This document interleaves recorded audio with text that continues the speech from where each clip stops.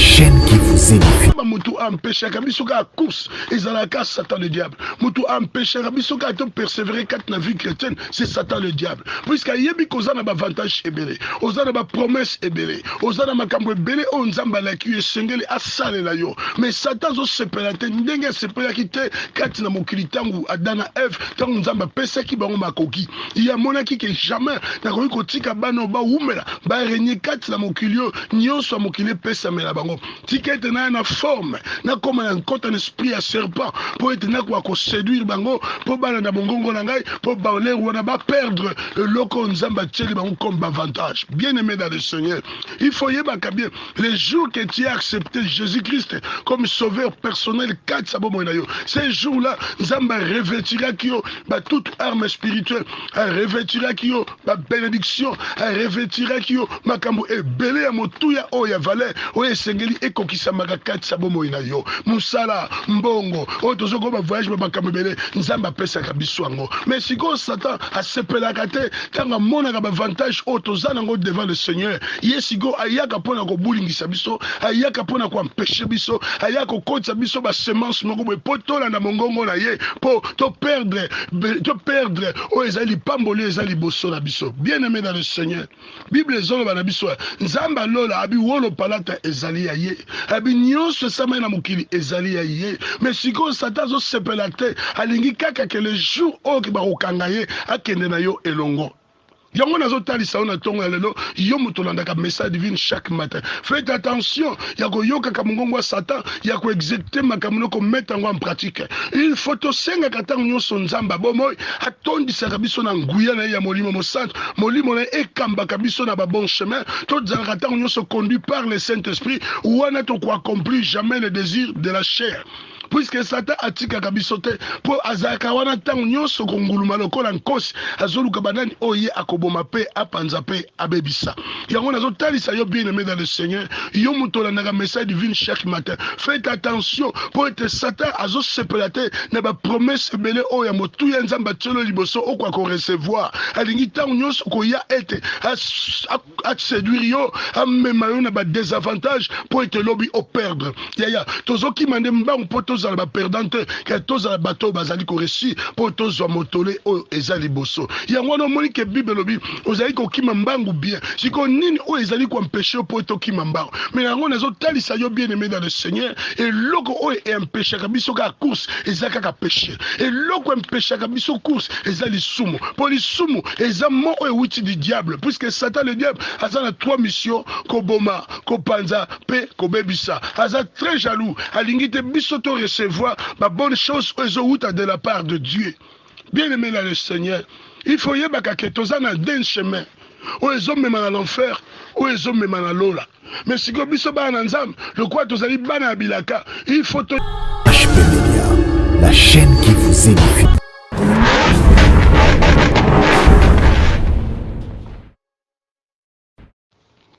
Shalom peuple de Dieu, shalom ba nanzambe.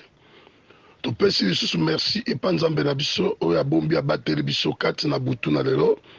wana elalaki biso kati na bambeto tozalaki lokola bakufi kasi na bolingo oyo nkolo na nguya atalisaka ntango iso kati na biso tongo etani nkolo alamusi biso mpe aselektione biso apesi biso moko na lelo lokola likabo oyo tosombi na mbongo te apesi biso gratuit. Yango bien aimé dans le Seigneur, esika ezwami yo mutolandaka message divine chaque matin, betela nkolo Yesu Kristo maboko makasi pe milolo pe bakri de joie pour aza Nzamba. Bien aimé dans le Seigneur, tango nyonso nalobaki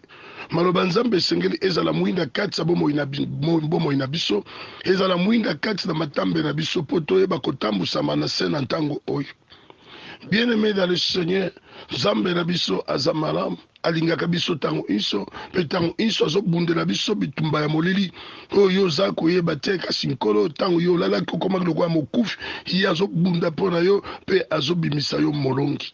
Yango bien aimé dans le Seigneur, topesi Nzambe merci tala tolalaki tozalaki lokola bakufi kasi na bolingo na ye oyo atalisaka tango iso kati na biso accordé biso grâce, à permettre biso opportunité ya koloba pe ya kopusa na susu na se ya présence na ye. Yango tango nyonso na baka bien aimé dans le Seigneur, tokeba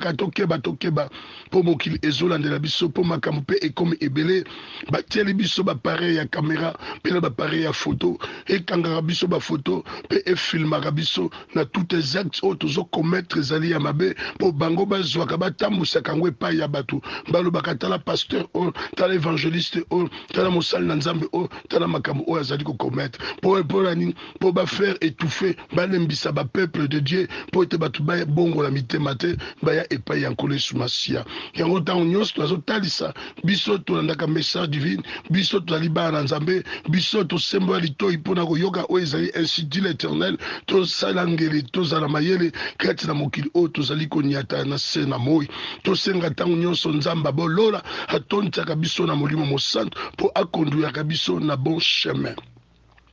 Bien-aimé dans le Seigneur, lelo ezali mokolo kitoko nkolo na nguya apesi biso lisusu. Yango na tongo na lelo tozo méditer kati na mokanda na biso o ya Galate chapitre 5, 7, 8. Liloba nzambe elobi boye. Vous courriez bien qui vous arrête pour vous empêcher d'obéir à la vérité. Cette influence ne vient pas de celui qui vous a appelé. Bien-aimé dans le Seigneur, awa tozomona liloba nzambe tango nyonso na ndenge nalobaka ke mobembo toujours ya apôtre Paul tango azali kotambola mpona koteya sango malamu kati na bapeuple de Dieu. Awa tozomona ke wana tango Paul azwaki susu makasi azwaki susu force ya kokende kati na mboka ya Galate mpona kolendisa bapeuple de Dieu bongo tango ye akomaki kuna kati na mboka na Galate nde sika oyo akendaki lisusu koexote mpe kolendisa bana na nzambe batelema bazala bapersévérant kati na vie chrétienne mpo vie chrétienne eza likambo ya mbangu eza likambo ya bolembu te eza likambo ya kokende malembe te kasi eza likambo ya kopersévérer. Puisque Bible va bien, celui qui va persévérer jusqu'à la fin, celui-là qui sera sauvé.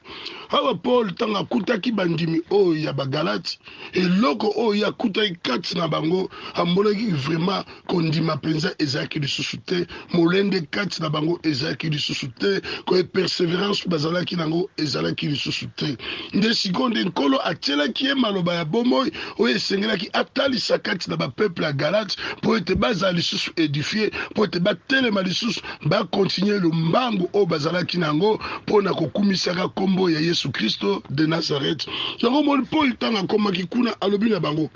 Bozalaki lokola bato mekanaka mbangu mpe balingaki kolonga. Nani apekisaki bino botika kotosa? Yango ewuti te na moto oyo abengaki bino. Bien-aimé dans le Seigneur, alors Paul, tant que ça pour exhorter ma peuple de Dieu, on a vu que vous courriez bien. Yaya, nous avons bien-aimé dans le Seigneur. Vous allez persévérer bien quatre dans la vie chrétienne. Vous allez qui m'ont lendé. Tango iso bazali komona yozo prêcher évangile, tango musu bazali komona yo na temps à prière, tango musu bamona ki bazali komona temps d'adoration, te bazali komona vraiment ozaki tango nyonso kotambola pona kosala évangélisation ya côté ya ba peuple de Dieu, ya côté ya bato na Nzambe, ba yoka liloba na Nzambe pe babongola mitema ba ya epai na Yesu ba koma pe bandimi. Mais Bible zoba que Paul tango akomaki wana amonaki vraiment bandimi oya bagalati bazalaki lisusu na persévérance te pe atalaki amour oyo ezalaki kati na bango eza lisusu te lolenge tozomona pe kati na mokona leo na kati na baeglise kati na bomoi na biso bachrétien na biso baserviteur de Dieu molende oyo tozalaki na yango totie yango wapi?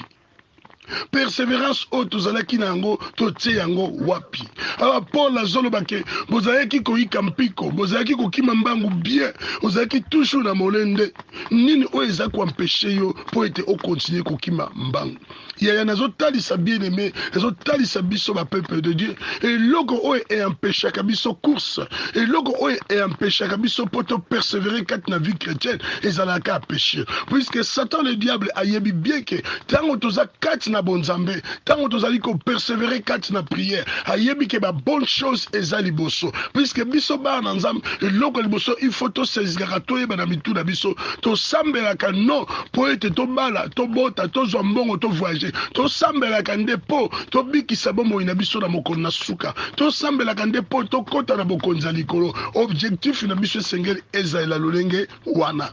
yango moni ke Paul alobi nazali komona bozali kokima mbangu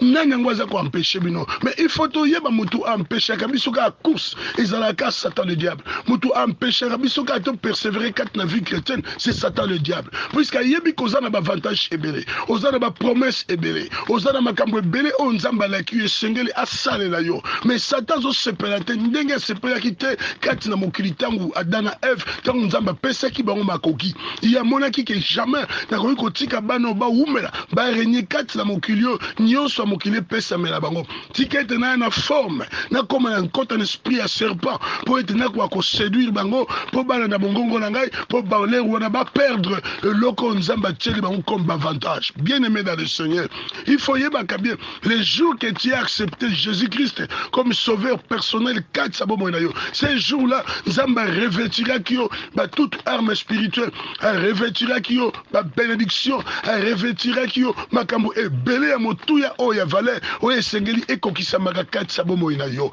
musala mbongo o tozoko ba voyage ba makambo belé nzamba pesa ka biswango mais siko Satan asepelaka te tanga mona ka ba avantage o tozana ngo devant le Seigneur yesigo ayaka pona ko bulingisa biso ayaka pona ko empêcher biso ayaka ko kotsa biso ba semence moko bo potola na mongongo na ye po to perdre o ezali pamboli ezali boso na biso bien aimé dans le Seigneur Bible zolo ba na biso nzamba lola abi wolo palata ezali ya ye abi nyonso sama na mokili ezali ya ye mais siko Satan zo sepela te alingi kaka ke le jour o ki ba kokanga ye akende na yo elongo yango nazo talisa ona tongo lelo yo mutolanda ka message divine chaque matin faites attention ya ko yoka ka mongongo wa Satan ya ko exécuter makamno ko mettre en pratique il faut to senga katango nyonso nzamba bomoy atondisa kabiso na nguya na ya molimo mo centre molimo na ekamba kabiso na ba bon chemin to zala katango nyonso conduit par le Saint-Esprit wana to ko accomplir jamais les désirs de la chair puisque Satan atika kabisote po azaka wana tango nyonso konguluma lokola nkosi azoluka banani oye akoboma pe apanza pe abebisa yango nazo talisa yo bien aimé dans le Seigneur yo mutola na message divine chaque matin faites attention pour être Satan azo sepelate na ba promesse belé oya motu ya nzamba tsolo liboso okwa ko recevoir alingi tango nyonso ko ya ete a séduire yo amema yo na ba désavantage pour être lobby au perdre yaya tozoki mande mbangu poto za ba perdante que tous za bateau bazali ko réussi pour tous zo motolé o ezali boso yango no moni ke Bible lobi ozali ko kima mbangu bien siko nini o ezali ko empêcher pour to kima mbangu mais yango nazo talisa yo bien aimé dans le Seigneur et loko o e empêcher ka biso ka course ezaka ka péché et loko empêcher ka biso course ezali sumo pour les sumo ezamo o wuti du diable puisque Satan le diable azana trois missions ko boma ko panza pe ko bebisa aza très jaloux alingite biso to recevoir ma bonne chose de la part de Dieu. Bien aimé là le Seigneur, il faut y avoir que tous en d'un chemin. Ou les hommes même à l'enfer, ou les hommes même à l'ola. Mais si vous biso ba nanzam, le quoi tous allez bana bilaka, il faut to yeba ko simba parole de Dieu katsa bomo na biso pour lobby to mériter vie éternelle. Yango mona mokanda Apocalypse 3:11 lobby, je viens bientôt. Mais retiens ce que tu as afin que personne ne prenne ta couronne. Si quand Satan le diable, il y a zat malin, alinga kaka moto la biso loko motu yeza kati na biso poto za la ba perdant. Mais aucun des nzamba benga ki biso non pour l'impureté. Kasa benga ki biso pour la sainteté. Donc il faut persévérer à tout moment. Vie chrétienne est égale course. Quand vous allez persévérer, yikaka kampi ko persévérer, il y a qu'on servir le nom de l'Éternel. Ce que vous servir toujours le nom de Jésus-Christ. Yebaka bien aimé okozala béni, pe nzambe akotiko atamokete, nzamba kozata union sur le devant pour na ko intervenir pour na yo. Tozana posa makambe belé nzamba sa la biso. Tozana ba penser belé. Tozo raisonner ming. Tozana bambisue belé et bakambo za ngo posa nzambe a visiter yo a salela yo mais il y a conditions zo senga na yo persévérer kolemba course te persévérer il y a qu'on servir toujours le nom de Jésus il y a qu'on élever toujours Jésus-Christ na mubomo ina yo il y a côté attend union sur Seigneur Jésus il y a qu'on présenter batou Christ à tout moment il y a qu'on attend union sur la vie de prière oyebi ke moment ni o e comme la kabiso poto empêcher course soki to lembi kati na vie de prière okende prière ezali arme on connaît sur Messie apesa atikelaki biso otoko combattre Satan le diable ezalaka prière soki toza bakasi na vie de prière Satan le diable akokoka biso te pe akolonga biso te wana to wana toujours ko persévérer 4 na course o toza nango ayango nazotalisa ke yo moto andaka message divine chaque matin faites attention keba kati na mokili Satan zo sepelateur azotala liboso na yo ebele etuluku ya ba bénédiction o ezali liboso na yo o esengeli ke yo o recevoir yango moni kaza très jaloux alingi te yo o recevoir y bien aimé dans le Seigneur et loko moko te e empêché au kati na mokili oyo yebaka toutes sortes o ezali ya diable o ezo commettre kati ya bomoi na yo ezali moko o ezali ko empêcher au course yebaka soko continue l'abomination soko continue impureté soko continue impudicité soko continue adultère soko continue kimuyibi soko continue songi soko continue makambu kaka mabe o ezo pesa gloire te pas Seigneur ozali déjà moko o esi o arrêter course na yo mais yebaka tango comme déjà ko servir de maître à la fois esi o arrêter course na yo ok les courses pose à la longue pose à la persévérance ezo senga il faut yoka kaka mungongo moko ya Jésus-Christ est notre sauveur. C'est voilà yango ndem to na go permettre yo au vivre na bonne santé. Bien aimé dans le Seigneur. Yebaka ke tango zali ko kimamba. Il faut yebaka kimakamba pour le nom de Jésus. Persévérer pour le nom de Jésus. Kasi ko lingate ke otika course na yo. Yango nazo tali so bien aimé dans le Seigneur. Et loko ezami balete moko kaka. Oye e un péché kabiso course ezali ka masumu. Tango yozo sala masumu tango zo sala makambo ezo pesa gloire te pas Seigneur tango zo sala makambo ezali ko détruire corps yebaka ki o arrêter course Bible ezo lo bana biso bien aimé sachez-le bien Bible ezo bana biso bien que nzoto na biso ezali tempelo ya molimo mo santo et si kan nzambe sengeli azalaka adoré et si kan nzambe sengeli azalaka élevé et si kan nzambe sengeli akumisamaka mais nzoto na biso ezali mbeka ya masumu te et sengeli na biso bien aimé tango ozali ko vivre na vie chrétienne quand tu vois quelque chose qui ne va pas dans votre corps et sengeli ko renoncer il faut ko telema ko persévérer tel Christ le sauveur tanga mema ke kulusu so attaque nango soki alembi akwei tozali komona azali kosala kozwaka renfort atelemi abundi atelemi azo continuer course na ye mais pourquoi yaya soki yo kweisami pourquoi ozotikala ya kokweya mais bible ezoloba remonter telema lisusu continuer course ponzela tozokende ezali molai bien aimé dans le Seigneur vie chrétienne est égale la persévérance sans la persévérance te okoza molongi te mais yebaka moto akompêcher oka course eza Satan le diable puisque ye aza na bambisio babe azalaka na makambo mabe kati ya mabomoi na ye alingi ntango nyonso koséduire bapeuple de Dieu oyo ye moko alandaka bango te kasi alandaka bana nzambe alingaka kaka toujours akumema bango na confusion pour ba perdre mais nkolo abenga ki biso toza ba perdante kasi nkolo abenga ki biso poto recevoir o ezali biloko motuya o ezouta de la part de Dieu yango mona verset 8 alobi influence wana tango yo arrêter course influence wana oyo tiki ko persévérer influence wana o ekomelio ke lelo za suna vie de prière te o te ya galisusu te o sambela galisusu te o zota tante ya kotanga Bible mais balobi cette influence e uti te na mutu oyo abengaki yo bon mutu abengaki yo c'est-à-dire azoloba na il faut persévérer mais ce que moni kozo persévérer lisusu te influence wana ezate ke ya mutu abengaki yo ndeti nkolo Yesu Masia puisque nkolo Yesu epai na est égal molende epai na est égal persévérance epai na est égal mettre la parole de Dieu en pratique mais tant que tu ne mets pas la parole de Dieu en pratique influence wana ça devient pas de Dieu et où tu directement pas Satan puisque Satan alingaka te makamalam oya nkolo Yesu Kristo ezala kati ya bomoi na yo yango nazo taliso na tongo na lo bien aimé dans le Seigneur makambo nyonso zo sala oya mabe yebaka influence et où c'est pas muto ta benga qui oppose à la sauver un jour mais yebaka Jésus-Christ alobi il y a un chemin de la vérité et la vie motomo autant qu'il pas une tatane ce qui allait pas une yo nazo talisa bien aimé dans le Seigneur ta tongo nzamba pesio c'est-à-dire nzamba lingi biso a sélectionner biso a pesi biso journal lo poto zwa grâce yoko yoka parole de Dieu yo nazo talisa na tongo na lelo ezo senga esika ozali yo muto kolanda message divine oh that message oh na tongo alelo bien aimé sengeli il faut yeba les seules choses zala persévérant pour bon bomoi na yo ebika na mokolo na suka kosambelaka te mpo na libala kosambelaka te mpo nazwa mosala kosambelaka te mpo tozwa soki likambo songolo pakala mais sambelaka mpo bomoi no ebika na mokolo na suka. C'est ça la vérité, bien aimé dans le Seigneur. Tikete yo muto na message on a tongo na lelo yebaka kaka ke songo ozalaki bien ozalaki ko persévérer kat na vie chrétienne ozalaki ko prier ozalaki ko samba kamala mo pas Seigneur mais ce que monique otika susu lo lengo na tengo ozalaki ya ko prêcher évangile ya ko te abatu sango malam ya ko zana vie de prière ya ko exhorter baninga soko moni zali susu te kat sabo mo na yo yebaka influence wana e uti pa nzambete e uti pa Satan le diable siko Bible zolo banu na tongo na lelo et repentez-vous bima kat na makambo wana oya mabe o ekangi onzela po to tika course na yo bima kat na makambo wana zonga lisusu pas Seigneur Jésus indima yesusu okola sauveur personnel kat sabo mo na yo persévérer kat